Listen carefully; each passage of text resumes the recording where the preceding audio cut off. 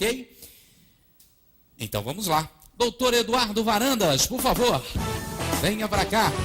Competência em pessoa, trabalho em pessoa, tudo bem? Tudo bom. Já nos cumprimentamos, nos abraçamos aqui nos bastidores da TV, mas uma honra sempre que você nos dá a honra da sua presença. O prazer é todo nosso. Maravilha. Vamos juntos então, por favor. Tem muita coisa importante para a gente falar com o doutor Eduardo Varandas, à minha esquerda, porque na verdade eu estava conversando com a Andressa, a nossa jornalista, uma das nossas jornalistas que tem tudo a ver com o Alex Filho, com você. Eu penso que o que nós vamos falar agora não chega a ser uma novidade na abrangência do tema, mas algumas coisas vão sendo peculiares, vão se tornando, vem como novidade. E é impressionante como a maldade das pessoas não para, a maldade das pessoas não tem limites, não é? Então nós já falamos, ou já vivemos, não é? Na Paraíba, o tráfico de mulheres para a prostituição, o tráfico de crianças, de adolescentes, e agora o tráfico de travestis. Essa é a notícia do momento. Eu estou certo, doutor Eduardo Varandas? Está certo. Na verdade, nós estamos investigando já há bastante tempo, não é? Houve uma denúncia feita pelo promotor Marinho Mendes e pediu à Polícia Federal, há uns 5, 6 anos atrás, que investigasse, e o inquérito acabou em nossas mãos e nas mãos do Ministério Público Federal. E o que foi detectado que é estarrecedor, Alex? Sim. É uma quadrilha internacional responsável pelo tráfico. Ela cooptava adolescentes pobres, rapazes de Araçagi, Baía da Traição e região, e traficava para Milão, Roma e outras cidades da Europa. Para a Europa? Isso, para a Europa. Essas pessoas eram totalmente, como se diz, enganadas, iludidas com aquele glamour de que iria para a Europa ter uma vida melhor. O que era vendido a essas pessoas, doutor Eduardo? Olha, primeiro nós precisamos nos conscientizar de que o Brasil é um país perverso, não é? Imagine a condição de um rapaz homossexual, afeminado, que nasce numa cidade do interior da Paraíba e que é humilhado pelos pais, não recebe nenhuma proteção de nenhum tipo de poder público, é visto com preconceito, vai sofrer muitos preconceitos, como abominação. Então, dentro desse contexto, essa pessoa fica absolutamente desprotegida. Chega um indivíduo oferecendo uma vida melhor na Europa. E aí o que é que acontece? Diz que vai ter um trabalho de qualidade, de que vai haver um aumento da remuneração, que vai ganhar muito dinheiro.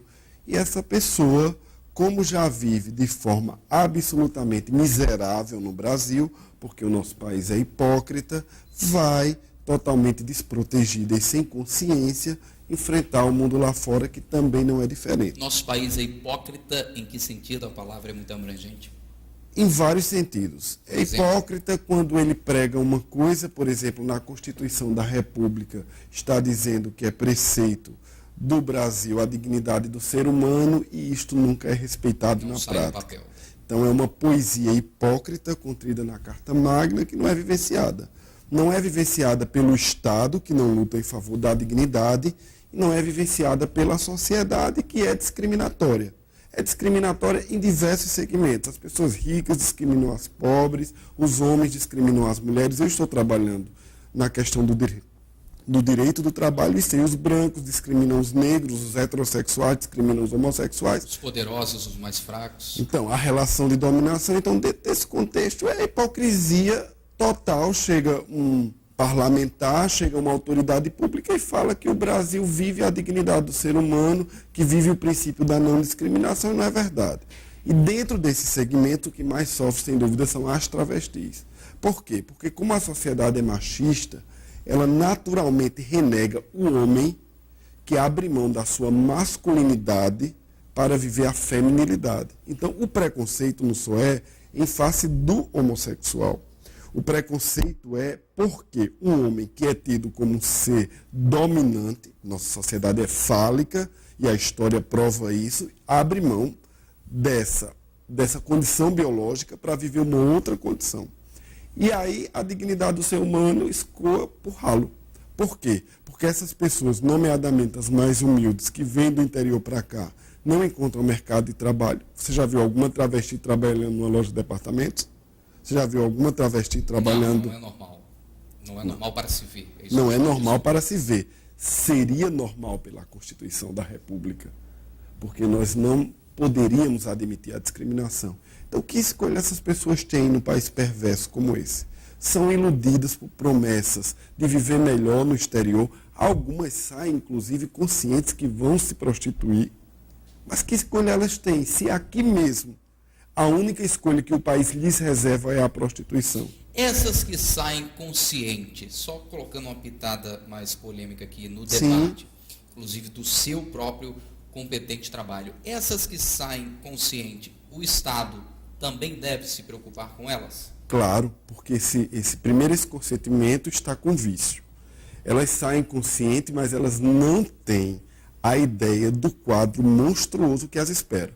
Passaporte capturado, trabalhando como escrava, morando num cubículo com 20 pessoas, dormindo. Há alguns relatos de travestis que foram obrigadas a injetar silicone caseiro nos seios e nas nádegas e foram para a zona de prostituição com silicone escorrendo por dentro do corpo. Uma dor insuportável. Então, quer dizer, isso não é dito de fato. A ideia que se passa, ainda que aquelas que sabem que vão se prostituir, é de que vão viver menos indignamente do que vivem aqui no Brasil. E, na verdade, ocorre o inverso. Há um elemento de escravidão, eles caçados à vontade. As ruas que elas trabalham lá na Europa, elas chamam de matadouro. Elas são obrigadas a praticar sexo sem preservativos e muitas voltam, como elas mesmas dizem, carimbadas com o vírus HIV, certo? Há casos de homicídios de travestis que estão sendo investigados pelas polícias dos países de origem, exatamente em razão desse tráfico. Então, na verdade, a situação é absolutamente cruel. Não é? É uma situação que eu, como jurista, não consigo imaginar nos dias de hoje, em pleno século XXI. E é isso que, na verdade, o Itamaraty, nós visitamos a ministra Luísa Lopes, colocamos a situação do que foi investigado pela Polícia Federal, pelo Ministério Público Federal e pelo Ministério Público do Trabalho, e essa missão diplomática que está hoje em Roma é exatamente para pedir ajuda ao Ministério Público italiano para um acordo internacional de combate ao tráfico internacional de seres humanos. Então, essa é a situação que há. A ministra leu a minha ação, leu peças do inquérito da Polícia Federal e ficou absolutamente estarrecida. Agora, é um contrassenso o seguinte ponto, que eu coloco para reflexão do nosso telespectador. Nós estamos preparados para combater o tráfico internacional quando nós não somos preparados para propiciar dignidade a essas pessoas? Que país é esse que diferencia seus filhos por critérios que não estão compatíveis com a Constituição? Porque eu, como cidadão, como ser humano, posso não concordar com a prostituição. Mas eu, como jurista, não posso sonegar a dignidade ao ser humano. Porque é um mandamento constitucional. Tem que dosar tudo isso na balança. Tem. Partindo da premissa que o nosso país é cristão, e aí sem querer entrar muito no aspecto teológico, mas eu, como cristão, tenho que amar ao próximo. Sem dúvida. Sem dúvida. Isso sem absolutamente nenhum preconceito. Isso é certo. Doutor Varandas, ao ter dados tão importantes, depois de um trabalho exaustivo, eu imagino, inclusive, que seja a maior dúvida do telespectador. Chegou, bateu a porta do Itamaraty e vai em busca dessas pessoas. Mas o resultado final ideal seria o quê? O resultado ideal seria oferecer condições de resgate e de assistência psicossocial àqueles que quiserem voltar, porque a gente também vai respeitar o livre-arbítrio, não é? Pode ser que alguns queiram permanecer. Como autoprostituição, que não é crime. Não é autoprostituição. A exploração sempre será. E, principalmente, punir os criminosos. O objetivo é esse. Acima de qualquer coisa, Punir os criminosos que na base estão lá. Na base, agora foram para lá, né? Porque eles foram denunciados aqui à Justiça. Não é? Tanto na Justiça Federal, na ação penal do MPF, quanto à Justiça do Trabalho, porque isso se equipara a nível internacional a trabalho escravo na Justiça do Trabalho. Então, como a Itália, obviamente, é um país soberano, nós não podemos agir na Itália. Então, é esse acordo de cooperação e essa postura fiscalizatória que a missão diplomática vai lutar junto às autoridades italianas. Qual é o perfil de quem faz essas denúncias? São os familiares? Não, os familiares, na verdade, apoiam. Apoiam Isso. a ida? A ida. Porque são pessoas que se situam na linha da pobreza e que veem uma forma de sobrevivência, não é? Tem a história do preconceito também, talvez vai naquela linha de se livrar. Também há isso. Eu sei que os pais de família e as mães de família, cujos jovens foram traficados, num primeiro momento, eles apresentavam total consonância com aquilo. Se você convidar alguém do Clementino Fraga para vir ser entrevistado, você vai ver que não são poucas as travestis já contaminadas com o vírus HIV. A maioria delas voltam desses países de destino exatamente porque os traficantes e os clientes obrigam a prática do sexo sem o preservativo. Ou seja, é uma situação de desproteção, de desumanidade, é um crime contra a humanidade de fato. E que não há ainda, por parte do poder público, e eu acho que não é só o poder público brasileiro, vários países têm a chaga do preconceito, a chaga da separação, da discriminação. Algumas pessoas têm direitos demais, outras não têm direito nenhum. Então, isso, na verdade, é um problema a nível mundial e que eu acho que o mundo precisa acordar, de fato. Não é? O mundo foi criado para todos viverem em paz, com livre-arbítrio. E dentro desse aspecto, o que deve regrar são os princípios que estão contidos nas constituições dos Estados soberanos. E quase todos eles, se são Estados que não são autoritários, têm em seu bojo a dignidade do ser humano. Aí fica a pergunta, cadê essa dignidade? Onde está? Há 500 anos a escravidão era oficializada, o português branco invadia a África, trazia o negro para trabalhar aqui forçadamente, o senhor de engenho invadia as senzalas, violentava sexualmente as filhas dos negros com 11, 12 anos. Qual é a diferença para hoje, afinal? Para onde estamos caminhando e de onde estamos vindo? Precisa que se converse isso. Precisa que se debata isso. Então, uma das teorias religiosas, que eu não vou nem denominá-la, diz que a humanidade caminha para melhor. Está aí, então, fracassada essa tese. Voltando para o nosso assunto sério aqui, o tráfico de drogas tem total relação com esse tráfico humano ou não? Poderá ter. Aí depende de elementos circunstanciais concretos, certo?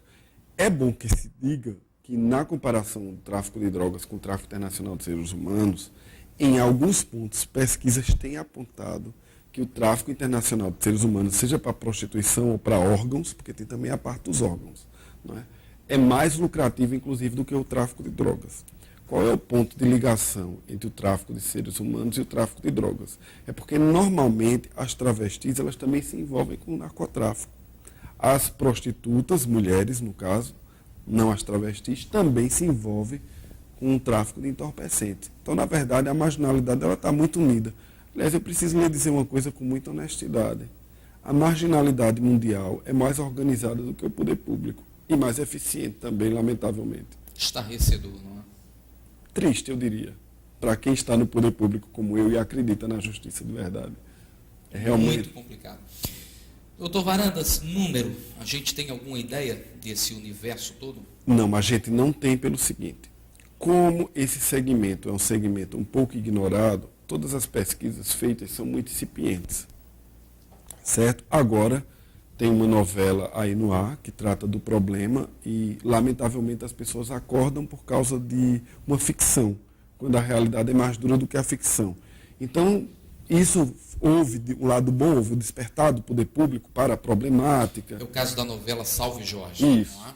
Houve o despertar do poder público para a questão. A gente teve pleno acesso ao Itamaraty, que nos recebeu.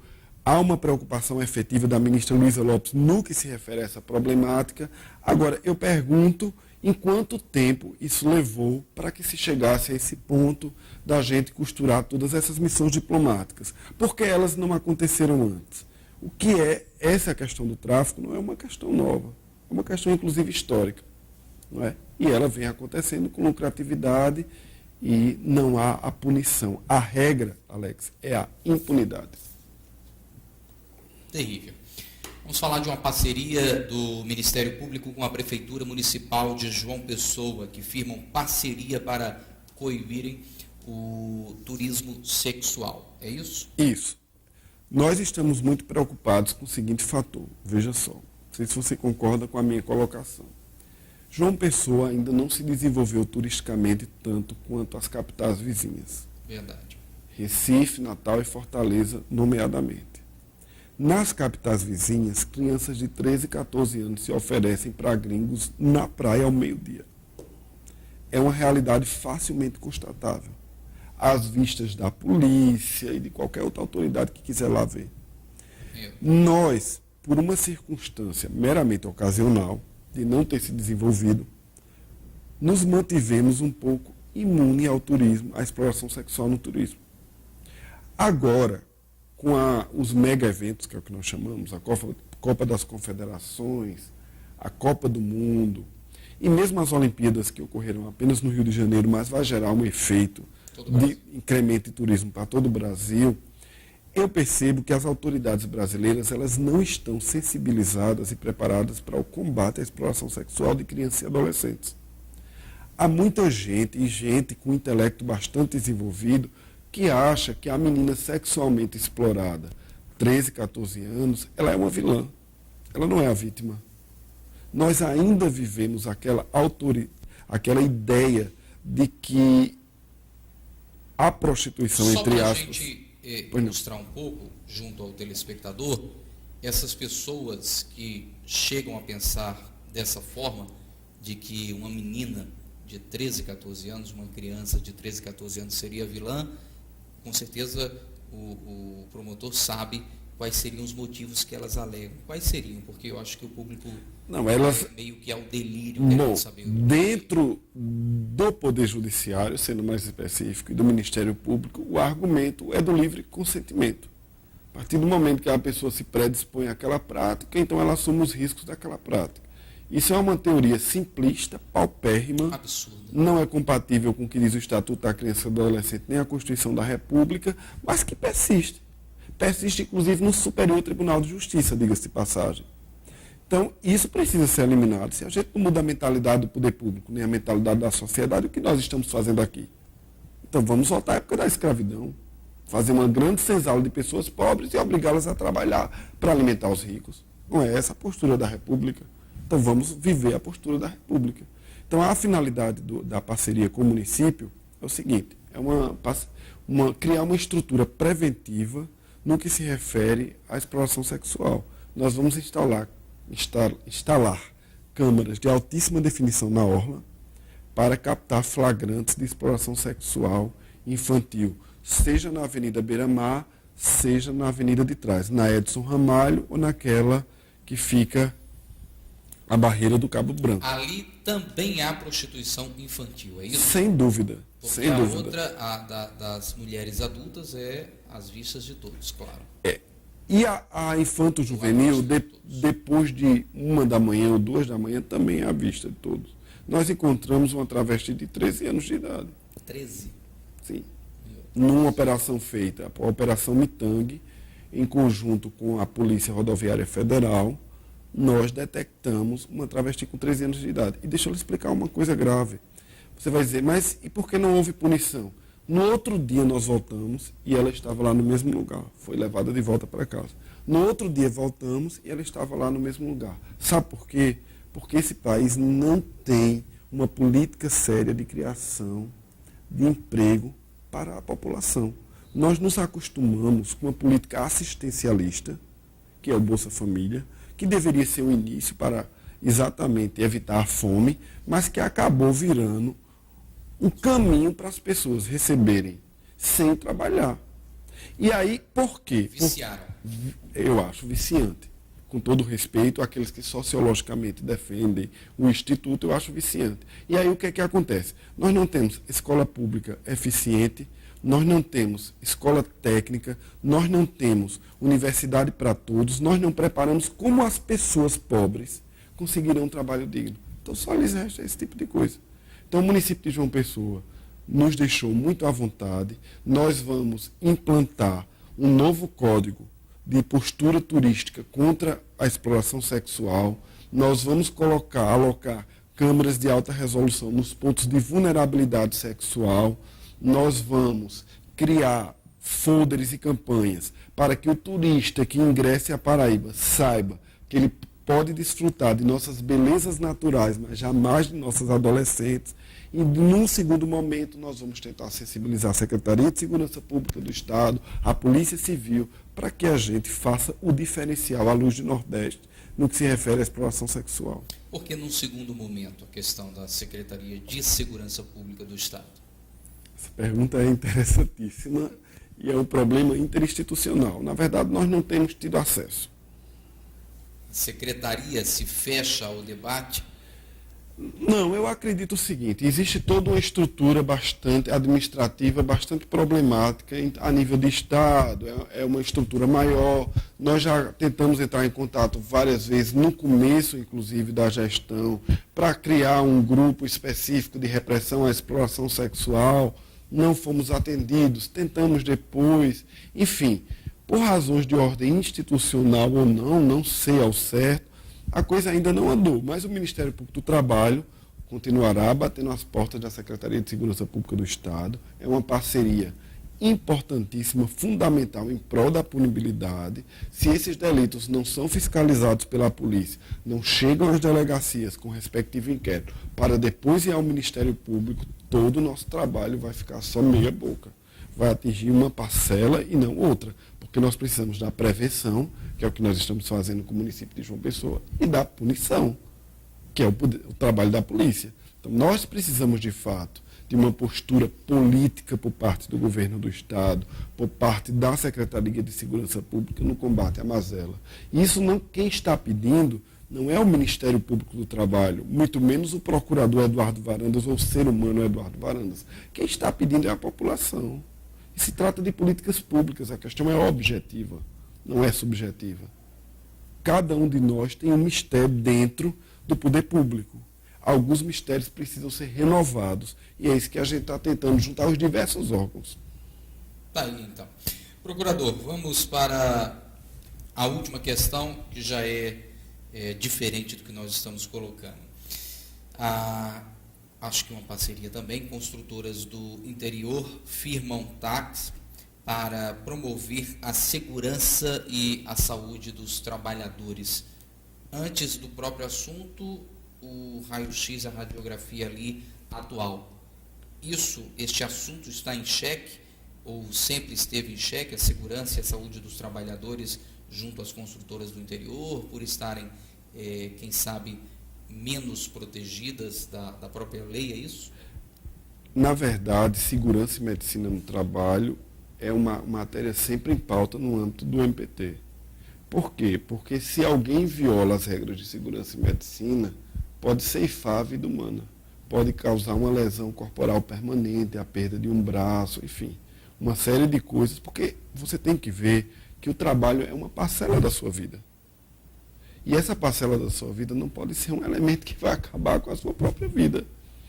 E na construção civil, até pela própria natureza da atividade, existem várias normas, o capacete, os cintos, as botas, as luvas, uma série de coisas que a legislação visa assegurar a vida humana.